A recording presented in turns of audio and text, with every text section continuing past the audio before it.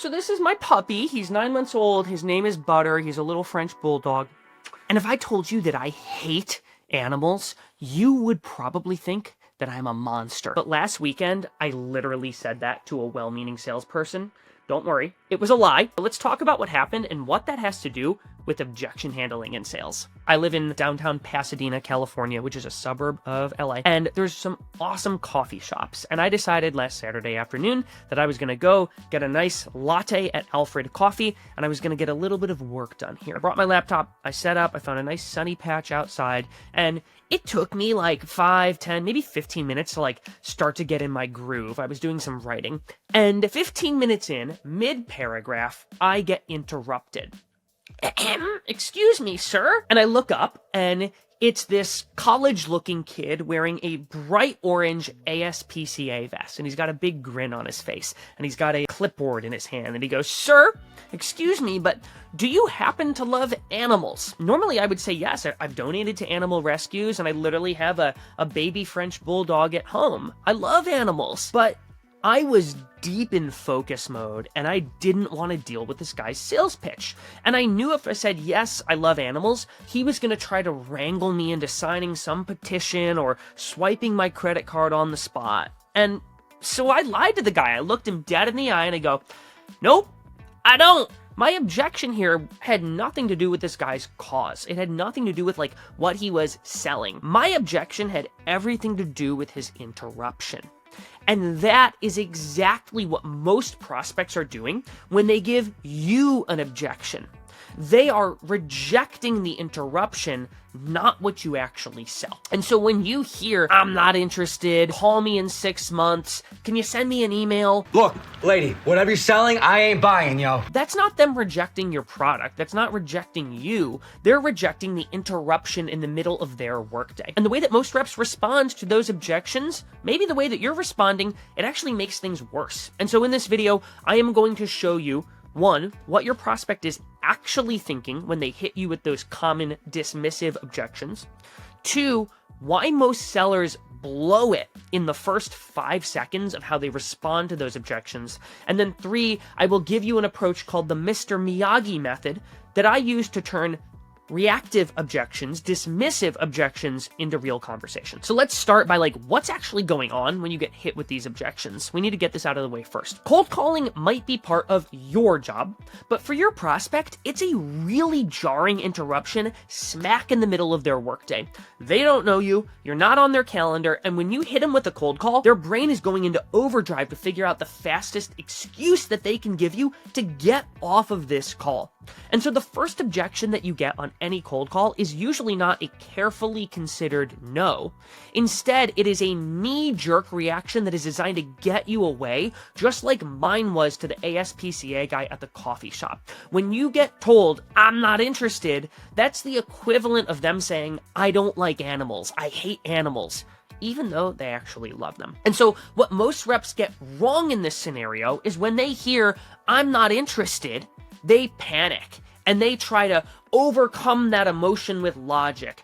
How can you not be interested? You don't even know what I'm selling yet. Or they decide, "Oh, I'm going to pitch harder." Well, we can help you optimize your entire new hire onboarding process to help you save hours a month. Those things might be true. Yes, logically, of course they can't not be interested. They don't know what you're selling. And yes, your product might really be able to help this person. But the problem is when you get hit with those quick, dismissive objections, those are emotional reactions. And you cannot fight emotion with logic or pressure. You have to disarm their emotional reaction first and get them to get 1 foot back in the door so that eventually you can reintroduce logic and get them to agree to a meeting. And that is where the Mr. Miyagi Method comes in. And so if you have not seen the movie Karate Kid, there's a mentor to the Karate Kid named Mr. Miyagi. And Mr. Miyagi does not block punches head on. Instead, he waxes them off and he redirects their momentum. Wax on, wax off. And we're actually going to do the same thing when it comes to these dismissive objections. And so you've got a couple steps here to disarm the emotional "I hate animals" reaction with objections. So step one of the Miyagi approach is when you get hit with that dismissive objection, you're actually going to do the opposite of what your gut wants to do, which is fight the objection or overcome the objection. Step one is actually you're going to agree with the objection. So if the prospect goes, hey, thanks for the call, we just don't have any budget, but thanks for reaching out. You are not going to try to convince them of how you can help them find budget or how you could make a business case or what your ROI might be. You're actually going to say, shoot, this one's totally on me. Yeah, it probably doesn't make sense for you to buy something right now. In this scenario, your prospect is expecting you to fight back, but when you agree with their objection, it actually knocks them off balance. You pattern interrupt what every other salesperson is doing by agreeing with them, and then you take away all of that sales pressure that they're feeling that's making them give you that fake I hate animals excuse to get off the phone with you. So step two is once you've removed that sales pressure, pattern interrupted, and gotten them from fleeing, you're now going to incentivize them to share more about that objection that they just shared. And so we've disarmed them. We need to get them talking so we can ultimately overcome the no budget objection.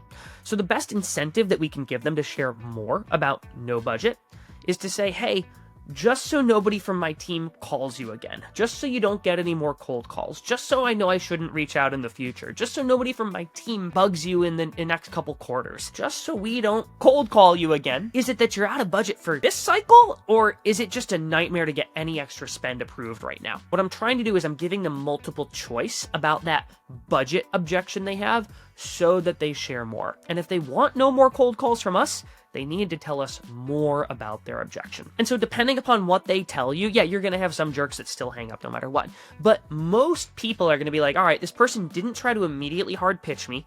They actually were curious about the reason I said this wasn't a fit. Most folks will give you more about that objection. And eventually, we will get enough detail about that objection that we can overcome it and that we can sell a test drive of taking a look at our product, not buying it, but taking a look.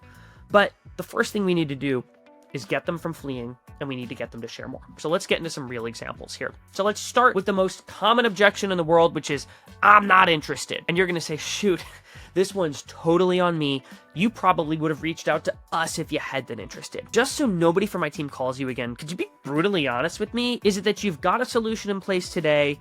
You're not thinking about the problem that I shared at all? Or is it you just hate getting cold calls? And it's totally fine if it's that third one. I've given them 3 options. Now they will tell us more, which gives us a way to have a conversation with them. So let's do another example of a really common one, which is the prospect saying, hey, sounds interesting, but call me in 6 months. So they go, yeah, I'm open to learning more, but right now it's crazy busy. Why don't you call me in 6 months? You're going to go, this one's totally on me. I guess if you were ready now, you probably would have reached out the other day. Just so I don't sound like a total bozo when I call you back, was there something specific happening in November, 6 months from now? Or are you just crazy swamped right now? Let's go to another one. Send me an email. Prospect goes, thanks. Send me over an email and yeah, I'll take a look. Oh, cool. I can absolutely do that. Just so I don't clutter your inbox, was there like a specific question you had in mind, or were you more looking for like a general overview of how we help? Now, most prospects here are going to say, yeah, just send over a general overview. What I'm going to do here is I'm going to reintroduce my pitch. I'm going to give them what I call a problem proposition. If you don't know what a problem proposition is, we've got some links in the description of this channel. Go check them out there. I also recommend subscribing to 30 Minutes to President's Club so you're in the know about some of the terms that we use and ultimately up level as a seller. But what I'm going to do in this scenario is I'm going to hit them with a problem proposition that is relevant to what's in that email. They say, yeah, just send over a general overview. I'm going to say, cool, I'm happy to do that. Just so I make sure this email is relevant, are you like most of the law firm CIOs I've been talking to who have been really frustrated with like all of the deductions, rejections, and appeals that they get on the bills they send their insurance carriers like right after they win a big case? Because if that's the case, like I'll make sure to highlight how we help with that. Ideally, if I hit them with a problem here that resonates, a problem they actually have, it gets them to lean in a little bit more. And one of two things are going to happen. Thing number one is they're like, wait, that's what you're calling about? Yeah, we're dealing with that. Now I'm back in the game. I'm back having a real cold call where I could book a meeting.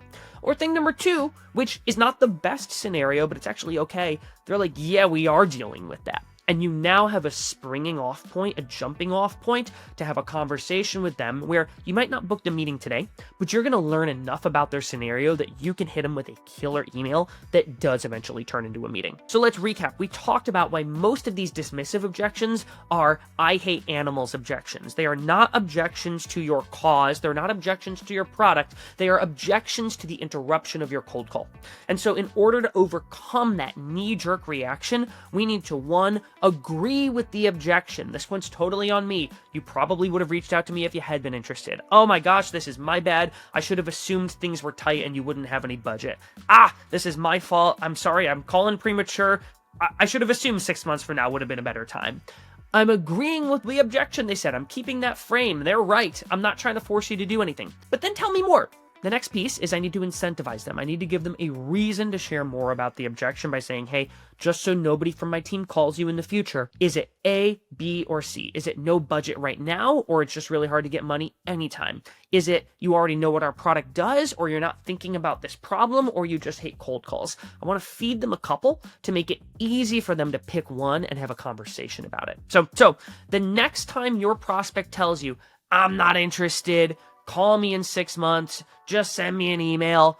Do not panic. Don't pitch harder. Don't push. Just remember, they're not saying no. They're saying, I hate animals. And you know what to do from here. So I gave 3 examples of how you might overcome some of these dismissive objections in this video, but we actually put together a list of the 18 most common objections and specific scripts for all of those objections. And if you want it, it's free. There's a link in the description. Go grab it. Learn some of those objection handling responses, and I promise you will have more conversations, book more meetings, and honestly will feel a lot better selling because you're not trying to force someone or push someone who's already got one foot out the door. Thanks for watching, and we'll see you on the next video.